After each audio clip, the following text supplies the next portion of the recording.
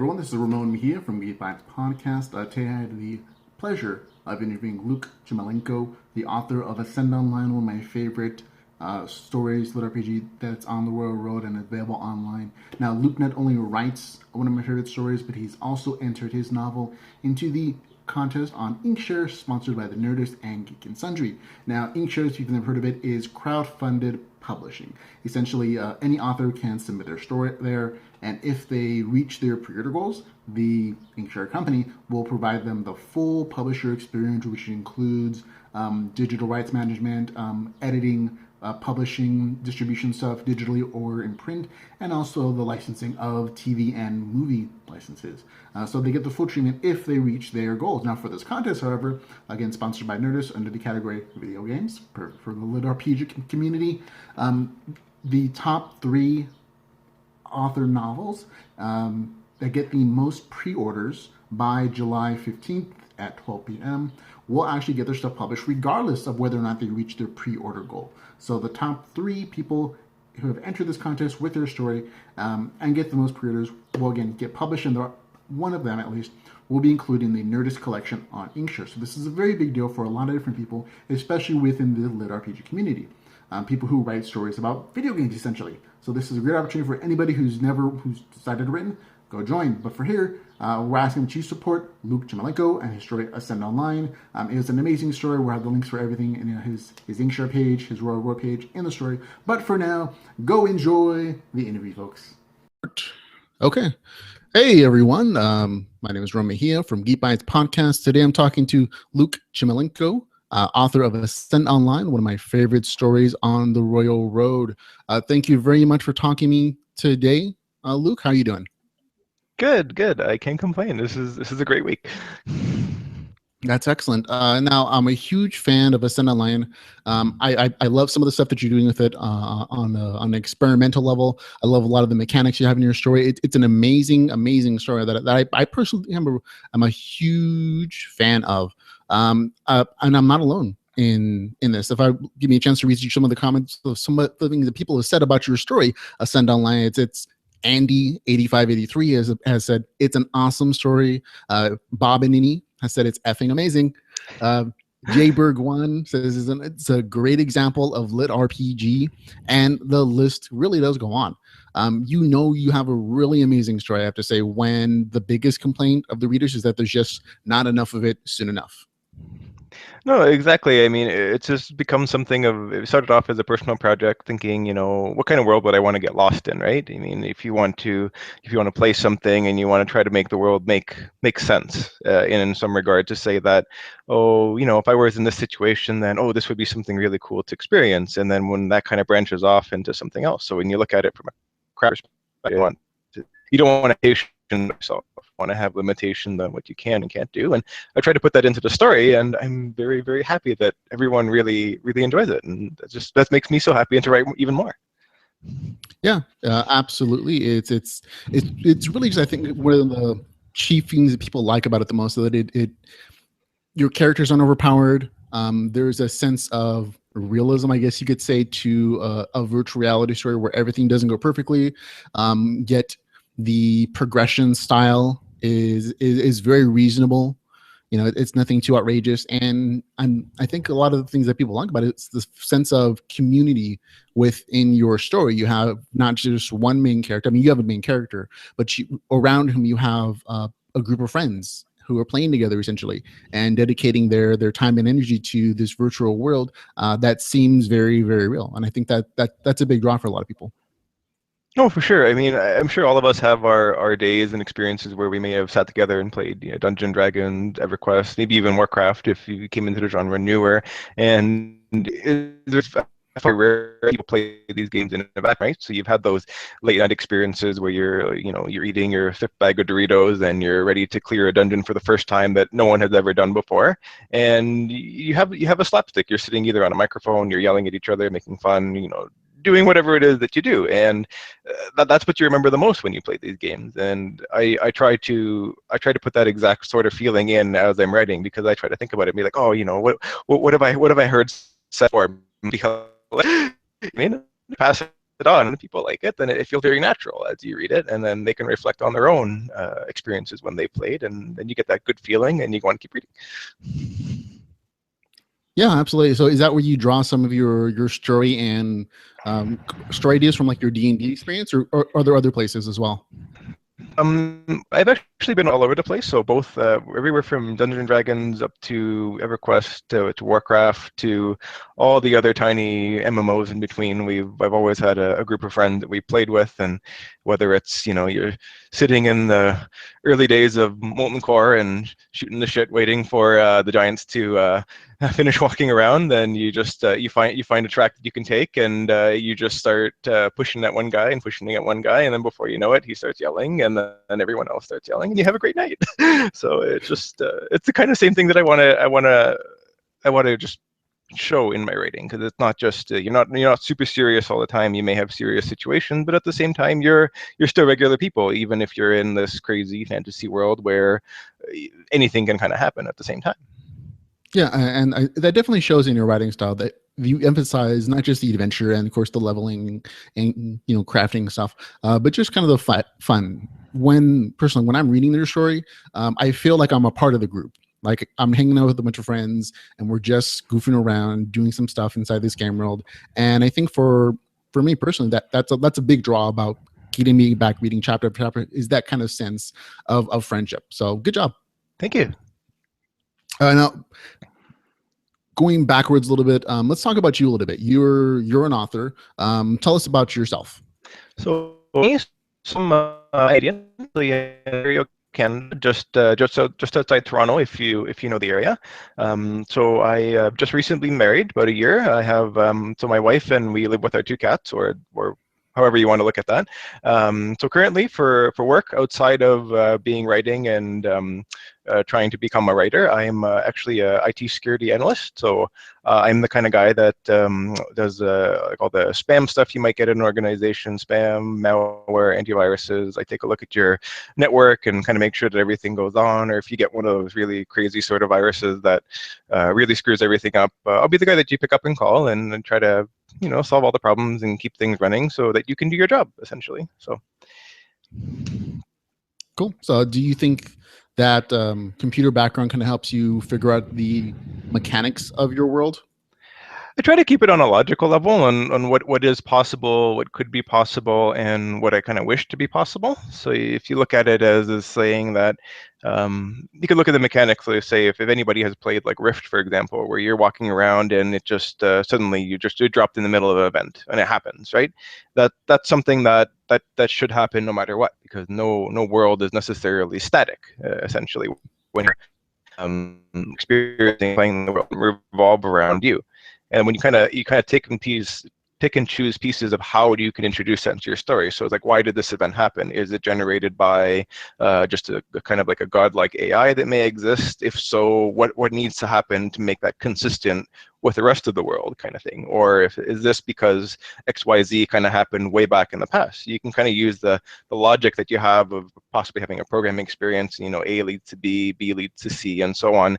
Even if the reader doesn't necessarily see it, it's something that happens in the world and it makes it easier for me to drive events as everything else happens around what the reader sees. Okay, that's really cool. Then let me ask you, in your particular story, do you have, you haven't introduced it, I should say, is there like a central AI that's kind of moving pieces around within the world, or is it more a matter of like cause and effect? It's primarily cause and effect. The rule, without going into things, because I will touch on this as I write, the rules exist within the framework of the game, and they are rarely changed. And then you have the AI in this place. So if you have read the story, I've referenced creativity and destruction. They are the players of the game. So they will move what pieces they feel to essentially alter the game based on their own wishes. And that's something that I won't elaborate further, because yes, they do have wishes, and then that just makes it a more enjoyable experience for the players, because things are happening that they may not necessarily control, but it's being done to them and for them without regard for them being players. So it just happens. Yeah, they very much feel like DMs in a lot of ways. Like they're moving pieces in the background, and they're going to affect players like later on, or some subtle mechanics like the Nemesis system that are going to have larger impacts later. But they're because you described it, we see like the DM stuff in the background. Yes. No, that's kind of where I took the inspiration from. So be able to Awesome. move the pieces around. Yeah. Now, is Ascend Online the first thing that you've ever written? Yes, it's the first public thing I've written. I've had a couple of short stories and really elaborate outlines that I've kind of put together just for other things I hope to write one day. I should just say there's always a wealth of ideas that you can have, and some of them aren't necessarily that great. And you just kind of put them down and let them cook for a bit longer, and maybe one day they'll come together for something. So I definitely hope I'm going to have ideas posted and released. Yeah, perfect. So this is actually, I have to say, this is one of the most well thought out and paced stories I've ever written or ever read on the Royal Road. A lot of stories feel like they're just kind of thought up as they're being written, but your story very much feels like it's very detailedly planned. Is that the case, or do you write it as you go? It's a little bit of both. I try to have plot points, for lack of a better word. These are the things that I want to happen, and what is a more logical way of achieving them. And then there's also what happens as I write, because I may think of, oh, I didn't think this into account. I've kind of written myself into a corner this way. Maybe I need to approach it kind of from a different direction. And then sometimes, of course, you sit there and you're like, oh, this is a brilliant idea. I need to slot this in somewhere because I hadn't considered it before. And it just flows. Before you know it, you have 1,500 words down in a chapter to itself, and you're okay. Now I need to kind of react to this chapter, and all right, then it just works, right? So it's a very I do work trying. Yeah, absolutely. I hear what you're saying. Sometimes you could have the best planned out story possible, but the characters in your mind kind of go off and do their own things occasionally. No, for sure. That's when you have, at least you have life in your character at that point. So you know where it would react to, and the story should at least try to accommodate that in some regards. Maybe you gotta give him a little bit of an accident or difficulties along the way to kind of maybe push them back on track, but then that gives it a much more organic feel rather than just a train on a track. Yeah, I hear you. Now we've been talking about all the mechanics of the story, and we haven't actually talked about the story itself. Tell me about Ascend Online, if you could summarize it to somebody who's never read the genre before. Yeah, for sure. So what I kind of have as, unfortunately, because this is a work in progress, so what I generally have as a big picture idea of the story is we're looking at about 30 years into the future. So we can think of everything that we've had that's happened in the last 30 years, and we just will accelerate it for the next 30 years. So we're going to have more people, we're going to have, everyone's going to be busier, technology is going to go crazy, and I'm trying to reflect it as a society of saying, okay, well, we've done all this. There's a lot of people around, and what are we kind of doing with our time? You know what I mean? Like kind of to enhance the sort of feeling that we have nowadays, where there's maybe a lot of unemployment around and just people in general. So then, out of nowhere, it comes out this game, and they say, okay, we're going to have this game where you can live the life that you want to live, because you can't find a job, or you can't necessarily find anywhere else to spend your life, and here, live out your dreams at this point. And then people are going to look at it and say, okay, well, yes, I can. Let's see what I can do. And I'm hoping to take that kind of impact of regular everyday people existing within the framework of virtual reality, and then other people looking at it and watching them play, kind of like having a bullseye view into like Game of Thrones, wherever is in there and kind of you're going to see them change as time goes on. So maybe that they're going to be trying to look at, I've made a settlement, I've protected my settlement has been attacked and killed, and now that I feel kind of depressed about that, and what am I going to do with my time? And you can have the outside world kind of looking in and following specific players as the book goes around. So as I progress with the story, I'm hoping to have a very, very, very big perspective of what it means to literally be able to do anything as the story goes on. Perfect. So describing the world of your characters, I would say, from my point of view, if I was going to give a summary for your novel, I would say a group of friends led by Lyrian. I don't remember his actual name. In my mind, his name is just Lyrian. No. So Lyrian and his friends from the real world, our world, 30 years in the future when things aren't so great, and in the real world, have joined a virtual reality game where they are fully immersed. Their minds are almost transferred into this virtual fantasy world, where the possibilities are endless. They can be adventurers, they can be villains, they can be mayors of a city, and this group of stalwart adventurers go out and have a good time. Yeah, exactly. So I think that part of it is a big draw for people. But you, as an author, how would you kind of quantify your novel? What genre would you categorize it in? Let's say it's primarily fantasy. Like right on the ball. My passion has always been to fantasy. So you look at everything with the Hobbit, and you keep going. So that's always been the core of my heart. And then I also like the science fiction perspective, because I feel that if you have a tie to what people think is possible, it's easier for them to buy into the fantasy. So you say, it's like, okay, I've gotten this far. This is why the fantasy can happen, and they're like, okay, this makes sense, and then they can get past that extra little hump of disbelief that allows them to fully enjoy the book. Yeah, no, I absolutely agree. If your story has a reasonable, a logical progression as a base, people are more accepting of the more fantastical portions of it. It still feels real, even though everybody knows it's a fantasy kind of world. Yeah. So perfect. I really love this genre of books. Personally, I would kind of categorize it as lit RPG, which is kind of a subcategory. I would say like fantasy and science fiction combined. Yep. That wonderful game world system that's in either a fantasy world or science fiction. Why did you choose to write in this kind of genre? I kind of as I started reading the early lit RPG book, I started with World first in the Play to Live series. I read that and I thought it was brilliant. To me, it reminded me a lot about EverQuest, and I think that might have been one of the big driving forces beyond the book, since it was my first game. Like, I mean, it's the first thing that I played online. I remember standing there trying to kill a bat with a knife and not realizing that I didn't have the knife equipped. I mean, it was just wonderful. I mean, you're looking back at it, it's perfect. And as you kind of go on, and it's like, well, you like the split between the things. So you're kind of like a real person stuck into a fantasy world, and you can't help but think, it's like, what would I do in this situation? Would I do it that way? Would I have done it a different way?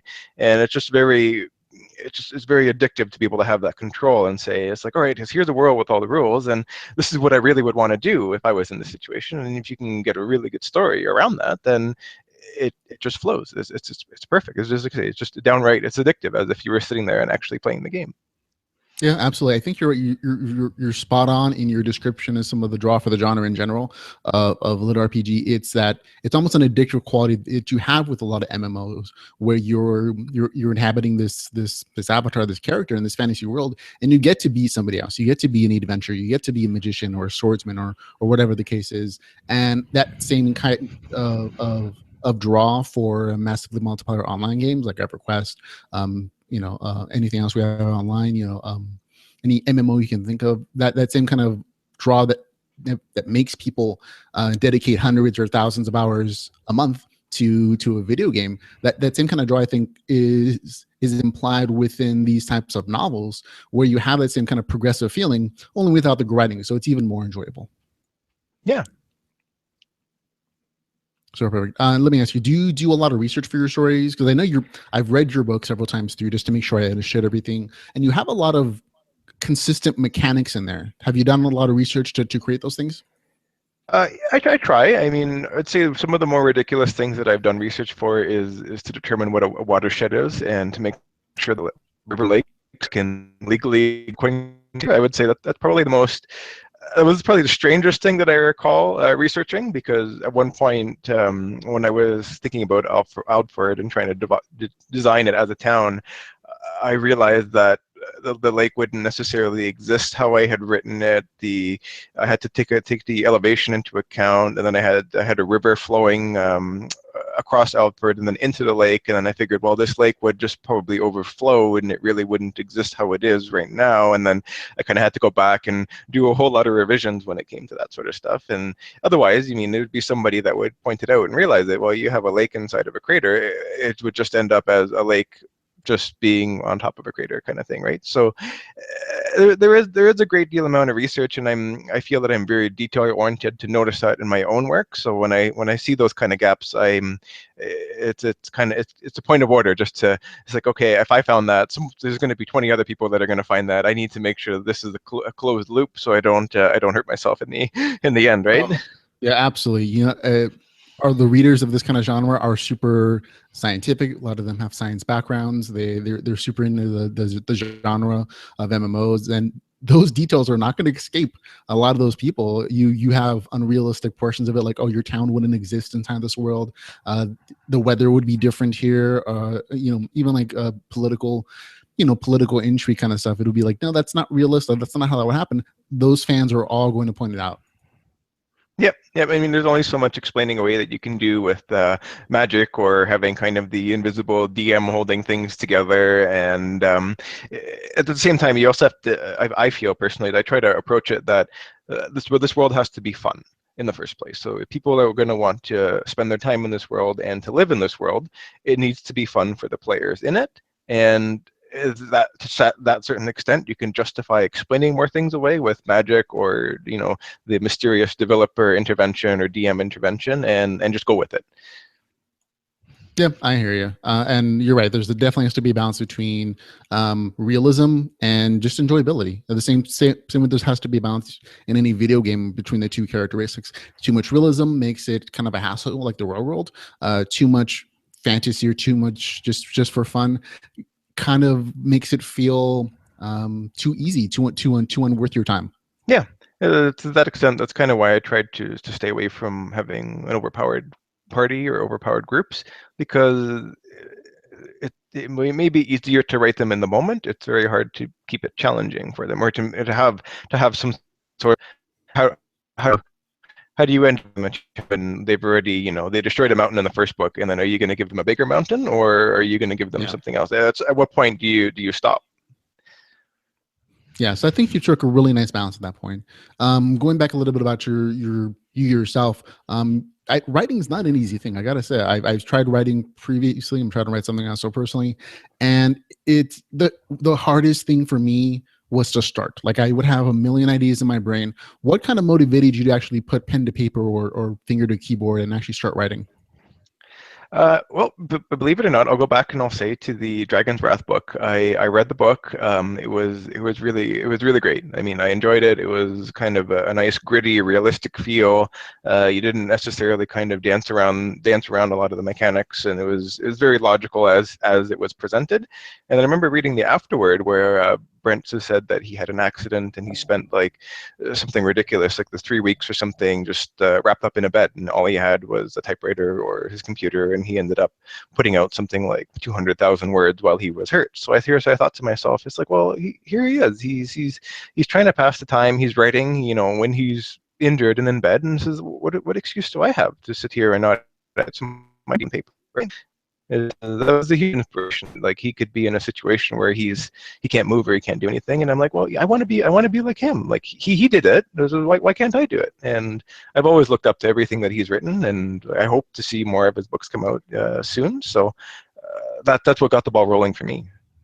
Oh, that's awesome. I like the fact that you're inspired by somebody else's efforts, even though they might have had a more challenging position than yourself. You still took it as, if he can do it, I can do it. And I think a lot of people who are just starting in the genre of writing lit RPG kind of feel the same way when they look at things that they have read, whether it's published on Amazon or published independently or on the Royal Road. They see that there's just a whole swath of people who have taken that initial step to write, and for the most part, it's well received. Yeah. So perfect. Let's see. Next question. Let's see. Oh, do you write full-time or part-time? I write part-time, full-time. So I could basically say that because I'm a computer, I was near so much of my manuscript or like a text pad or something open, and I'm always working away at it. So I may write a sentence, I may write a couple words, and then I might come back and delete it and then rewrite it. It's kind of just an ongoing process when I have time or a chance. And sometimes I'll manage to sit down for an hour, 2 hours, or 3 hours, and knock out a bit of a good amount of text. But then sometimes it's very sporadic when it actually does happen. Nope, I hear you. Sometimes with the real full-time job, sometimes life gets in the way of the thing that you love to do and write and be creative, and you got to find time to balance between work, family, and the things like writing. Definitely. So let's see. Do you have like a daily or weekly goal of things like the amount you want to write?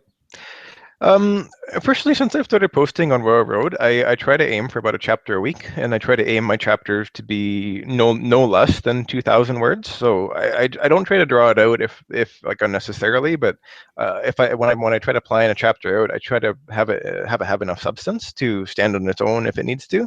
Whether it's more of a bridging chapter, you can have a multiple amount of scenes as something happens here, then this progresses to this, where individually they may not be as they may not hold the chapter to themselves, but there's just things that need to happen, and I don't want to drag people through boring stuff. You know what I mean? Like who wants to hear, well, I stood there and slapped together a whole bunch of sandwiches together. It may not be that exciting for someone to read, so you can kind of gloss over that and say, this is what I did for the last hour, and you can talk about the consequences after that, or a conversation that you had while you did that, and it just feels more natural and organic rather than just like aiming for like a page count or a kind of like a word count. You just see where it takes you once you know where you have to kind of go with it. No, I hear you. That's interesting. I gotta say, the way you're plotting out your stories, just sometimes it's natural, sometimes it's plotted. What are the easiest and hardest things about writing for you? For whatever reason, dialogue comes actually fairly easy to me. I try to, most of the time I ad lib it, and very rarely will I go back and change the dialogue, or unless I can tell that I've seriously butchered something. Usually the dialogue is very honest. It comes straight out from the heart, and I can usually put a scene together, a talking scene together within just a handful of minutes, maybe a half hour or something. But once it comes to doing like the progression of why things are going where they are, where like people when the party's traveling between places, then I kind of need to sit down and I really need to think. It's like, all right, what have I said before that I may contradict myself if I don't say it this way, and where do I want to have available for me in the future if I say what I'm saying right now, right? So there's been a couple times where I've had to go back and I'm like, well, no, this doesn't actually, this is wrong. This is all wrong. And I draw like a little bit of a napkin on an envelope I have, or I have an envelope or a napkin nearby, and I'll draw like a map out and like, all right, this is not wrong. I ever said that there's a wall here. This doesn't work. So that I would say that's the most difficult part, because there's a lot of constant circular writing. You may write a couple words and then you go back and you write a couple more, and that's the slowest part, I would say, for me. I find it utterly fascinating. See, for me, when I write, dialogue is also easy, but I hear you. Continuity is hard to keep, especially if you're like writing ahead of times. You have to go back and think, did I do this already? Or does this, like you said, does this contradict the thing? And it's hard to keep track of sometimes. I have like a separate Excel sheet where I have like stats and equations and like descriptions of stuff. Oh yeah. Where I can keep track of all those little details, and it's like a little part-time job. Oh yeah. Making sure that things are the same throughout your book. Oh, definitely. Chapter. I've said in this chapter. I said this in this chapter, and there's a nice little, very organized sheet. I'm completely on board with that. I recommend that if you're starting to write it, if you're going to write your own book, start that at the beginning and just keep yourself organized. You'll thank yourself. Yeah, absolutely, man. I'm only like two chapters of what I'm writing, and it's already kind of daunting. I can only imagine what it's like, 23 chapters into your story, and making sure that everything still fits and everything kind of makes sense and it's all continuous. Oh, for sure. It's like, I wouldn't say if you're looking to write something, or if anybody is looking to write something, don't be afraid to start with just like start small, and then as the players discover things, you can introduce more things. That way you have a personal feeling of how you want to write things. Because when I first wrote like the first 15 chapters, when I posted it on Royal Road, I barely had an idea of what my base classes would look like. I knew that they existed, and I knew that I kind of had a nebulous kind of this is kind of what I want. But until I sat down to get to that point, and it was kind of like, okay, well, I really need to sit down and I think about it. Well, what does this mean to have a base class now, right? So if you can do that without having to go back through 15, 20 some odd chapters and start at the beginning and keeping your notes and having an idea where you want to take things, then it's just less contradictory work to do in the future. Yeah, absolutely. I hear it. Or being organized is probably one of the biggest keys to success in any kind of endeavor, but especially writing, especially if it's gonna be like a long, detailed, like game mechanic driven novel like that you're writing. I would say organization is a really, really important thing, especially once you get going into like 20, 30, 40 chapters. Sometimes you kind of forget what you did in chapter one, but I think you're also right in that if you want to start writing, it's okay to start small. It's okay to start in a very small worlds. You have a small viewpoint and kind of expand naturally, and that kind of makes the process of writing a little bit less daunting. Because for a lot of people, I think, especially when I was starting to write my story, it's how big do I have to figure out the road has to be before I can start actually writing, dialogue or an adventure. And I kind of realized, like you said, just start small, one person, one place, describe it and let it go from there. And as your story progresses, you can do more research. You can make your world as big as you want to later down the line. But the really important thing is to just start. That for most people, that's the biggest hurdle, is putting pen to paper, putting finger to keyboard, and starting your writing and putting those ideas that you have on down. And for me, at least, it was like once I started, then it just kind of a dam broke and the words came out. Yep, exactly. And I would say that don't be afraid to do that every time you sit down and write, because I find that some days I sit down and it's like I got nothing. There is absolutely nothing, and I just kind of reread what I have, and I'm like, all right, so this is we're on this. Great, finally, here we go. And you just start writing again, and I was like, all right, you may write 200-300 words, and it's like, all right, now what have I done? All right, I mean, and then that's a more natural process of it's not going to always work on the first time, right? It might not work on the second time either, and you kind of think about it, him and a haw, and go have a cup of coffee, drinks a beer or something if you need to, whatever works for you, and then think about it. You know what I mean? Look at it from different angles. Put your experience into it. What would you want to see? Like, drop yourself into those things. Like, all right, if I'm here, what do I want? You know what I mean? Or what would I do? And go from there. Maybe you might think of something that you haven't. Just to get that over that little hump that's keeping you down. I think that's the best advice I've ever heard for getting over writer's block. Go drink a beer. Go put yourself in your character's position, but have a couple beers first. Yep. Actually, you can't enough to find a spring in your step. Absolutely. A couple beers, couple Guinnesses, and that'll definitely loosen up those creative juices. Yep. If not, your dialogue will be great. Yeah. If nothing else, you'll have some great conversations with your characters. Yeah. I think yeah. I think several fictional babies have been made when authors have been drinking too much. Oh yeah. That's hilarious. I like it. Okay, let's actually talk a little bit about how you're deciding to publish your work, because I know you're on Royal Road, but you've also decided to use a very unique and different method of publishing your actual novel. Can you tell me about that? Yeah. So I crossed then actually have a competition, which they called their Nerdist video game competition, which is they're partnering with Inkshares, which I didn't realize exists. So it is a crowdfunding publishing service. So if you've heard of Kickstarter, it's essentially Kickstarter for books, and you'd be able to go on the site, make an account, you can post your own writing, you essentially pitch it the same way you would for Kickstarter, and allow people to essentially pre-order your book, and then depending on the goals that you have for the kind of book that you're publishing, I think for mine, for example, I know that it's 250 books that you need, or 250 pre-orders actually, of individual unique readers to be able to get your book published. So they'll give it an ebook kind of publishing, and then if you were to happen to have a very successful book and you get up to 500 or 750, they'll actually get a physical copy printed and an ebook copy printed, and they'll be able to send it out in stores. And it's kind of one of those things where if you have a fan base, or you can generate a fan base, you can kind of toe that line of being an individual or independent publisher, and also a published publisher, because you have to convince people who want to buy your book, not someone who may be sitting behind the desk and may not have as much of a personal investment in your book. He may say that, okay, this is popular, but I wouldn't read it, as opposed to getting 200, 2,000 people that say, yeah, I'm going to read this book. It's a lot, and you get the option of getting a book that people want. No, I hear what you're saying. I like the idea of Inkshare, and I especially love this contest because it's not the first contest that Nerdist and Geek Sundry have done with Inkshare, Mhm. the like you said, the crowdfunded publishing service. But it is the first one that they've done that kind of fits lit RPG the most. This month's contest about video game books. So Yes. just that theme fits lit RPG so much. I'm like, how are not more of the people in the community like submitting stories for this?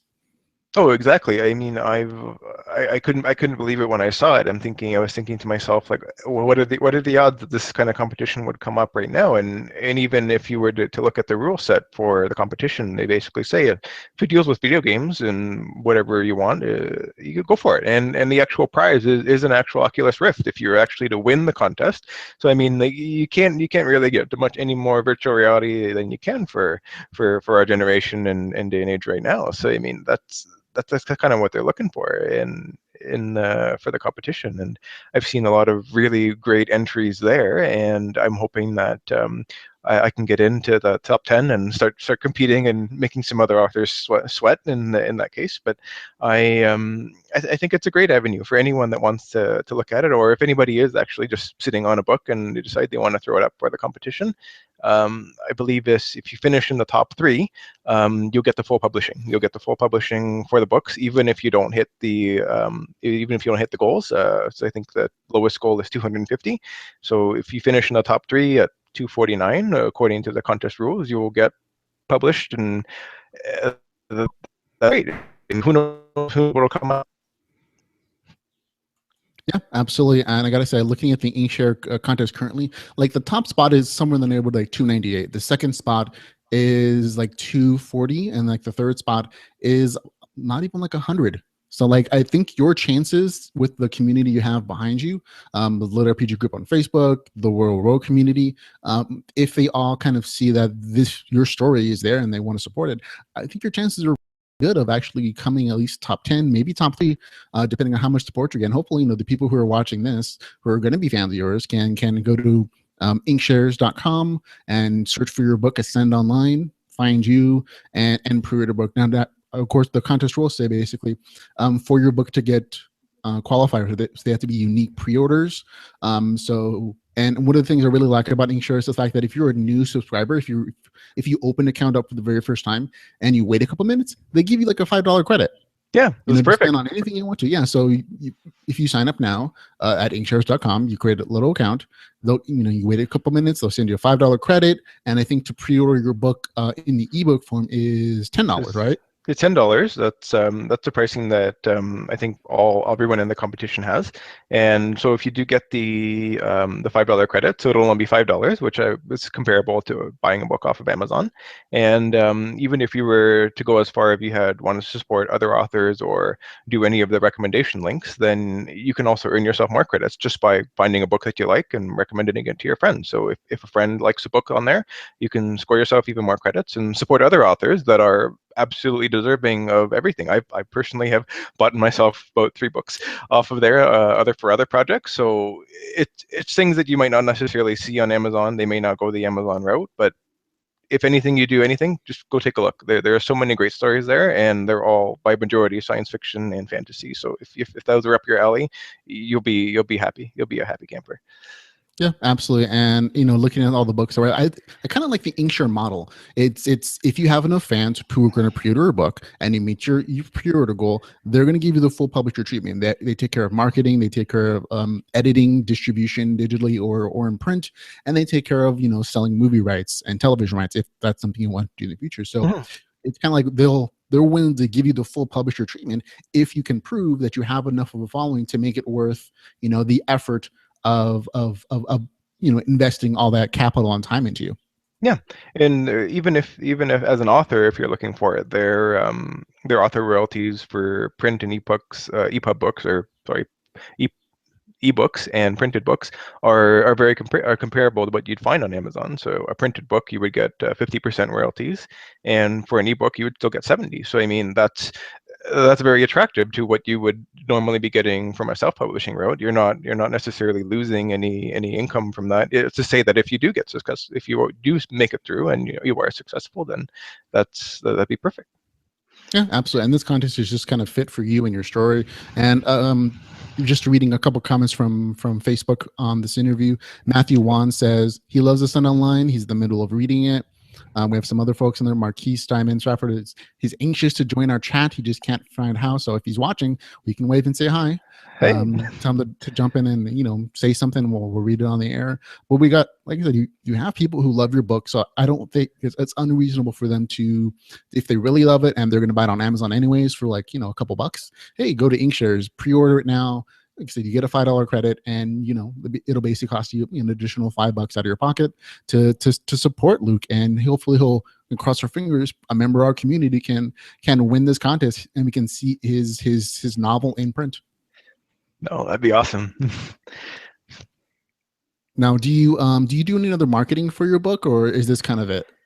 Yeah. So far, the only marketing that I've had was friends and family, of course, because the more you can talk about your book, your friends and your family may say something to someone else, and that can only snowball and be a positive experience. But I've kind of counted on Royal Road and Facebook Lit RPG Group as being my major places for any kind of advertising and marketing, because I know you guys are invested. Everybody loves the story. Everybody has said such positive things. So I'm only focused on because I feel that get the most out of it. You guys, I want to make you guys enjoy the book as you read it. So I try to be as involved as I can to give you the information that you want as the book is coming together. Okay, that's perfect. I love your dedication to the community and to your fan base. I think that's a really important thing for any author, especially a new author though, who's just kind of starting out and finding his readers, is to kind of serve them, not necessarily change your story to their whims necessarily, but to acknowledge that when they say hello, when they say thank you for writing a good story, you're really good about saying, hey, thanks, I appreciate that, and here's my next chapter for you guys. And you're really on top of like communicating with the people who read your stuff. I think that's a really good thing, and it's going to lead to a lot of success because these are the people who buy your books. And Matthew Wan said he actually pre-ordered your book last night. So hey, thanks, Matthew. Yay. Thank you, Matthew. I like it. Matt in the chat room. So yeah, so it's always good to know that there are people there. I mean, I pre-ordered last night as well when I was prepping for this interview. I'm like, I looked at your page and I'm like, hey, this is a story I love. I'm gonna put my money where my mouth is, and I pre-ordered. So yes, I'm a fan and I'm a supporter, and I'm always happy to see that you're not just a writer, but you're also supporting other writers in the community by pre-ordering their stuff on Inkshare as well. Yes. No, I'm really hoping that we can get a good, even if it's not mine, a good lit RPG in the top 3, and just have more exposure for the genre, because it's growing. I mean, it's made its way over from the east into here. The more audience, or the wider audience we can have writing, then it'll make everybody happier. So let's just get on it. Pick up a pen, pick up a keyboard, whatever you need to do, and just do it. Yeah, absolutely. Now, and this contest is actually open until July the 15th, I believe, at 12 p.m. Pacific Standard Time. So if you want to support Luke in his pre-order bid to be the dominant Nerdist video game book contest winner, you have until then to go pre-order your book. But I say do it now. Don't wait. Put this on pause. Go to Inkshares.com, search for Ascent Online, and go pre-order your book, and come back, and we'll still be here hanging out for you folks. But if you're also an independent author and you have a literature story that you love, you've been writing for a long time, this might be your opportunity to get it published in a different format than just Amazon or on Royal Road. And again, the contest is open until July the 15th. So you have until then to submit and get support and all that good stuff. Yeah, I wish you guys all the best of luck, and definitely just like I say, you won't know where you end up until you try. So just do it, see where it gets you. Keep talking about your book, keep working on your book. Just make it happen. There's never a better time to do it than now. Now, is there anything else that you would like to talk about before we go? Give any shout outs to anybody? Well, I just want to say my number one shout out, I guess, would go to Alaron, because he's gotten the script together, he's gotten everything started, and I promise I'm about halfway through book 2, because I've been working on my book. So I've read a chunk of it, but I'm trying to divide my time, unfortunately. So I will keep working hard on that. But really, I just want to say thank you to everybody. I mean, I didn't really think that my writing would be like really all that crazy. I mean, you write something, it's like, oh, I guess I don't hate it, right? And then people started saying good things about it, and it's like, okay, well, maybe I need to reevaluate the confidence I have in myself. So it's just been a great experience all around. So it makes me feel better. It makes me feel like I'm spending my time towards something useful. And again, I'll just say this: thank you to everyone who said something, dropped a gun in between. Very much appreciate it. Awesome. Yeah. And I know Alaron Kong, author of the Chaos Seed series, we've had interviews with him as well. He kind of feels the same way. He's like, the more I get into my writing, the less time I have to read the things that I love. So I know he would love to chat with you at some point. I'll drop you some of his information after, clear with him, but he loves talking to other authors. He's really good about this community as well. And I think that's one of the things I love about our community, especially on the Facebook group, Lit RPG, is that there's a group of authors, there's a group of readers who are all willing to talk and share and help each other and promote, cross promote stuff and just, and suggest other stories. It's a great place to be right now. We have, I think, on Facebook, 800 people, more than 800 people in the group. So that shows that there's definitely a base for your kind of support for your story. So I'm happy to see that you're part of the community, and I'm thank you very much for taking the time to interview me, for letting me interview you, man. Where can people find your stuff? Yes, I appreciate it. So right now, all the bulk of my work is on Royal Road. So if you will do Google for Royal Road Ascend Online, it will be on top. If not, we'll get some links put up for it as well. I'm hoping to have a Facebook page for my Ascend Online story put up pretty soon. I'm going to take a look at doing that. And if as I generate more things, or if I have any other things that come up with Inkshares, I will definitely post the link. But rarely, because on the road, you can shoot me a question there, private message on Facebook, anything in between. Okay, perfect. Thanks very much for your time. And again, for all the folks in the audience, we're going to have all the links to Luke's stuff. Have links to his Royal Road page, to his Inkshare page, of course. And so check him out there. And again, he says for free to chat him up on Facebook. So you left that one open, buddy. Yeah, no, it's okay. So again, thanks a lot. If you want to say goodbye to everybody, then we'll end the thing and we'll have a nice day. Okay. Perfect. Everybody have a great day. Take care. We'll hope to see you online on Facebook and reading my page. Thank you so much. Excellent. And for everybody, I'm Ramon Mejia from Geek Podcast. Thanks for listening. And remember, go geek out about something.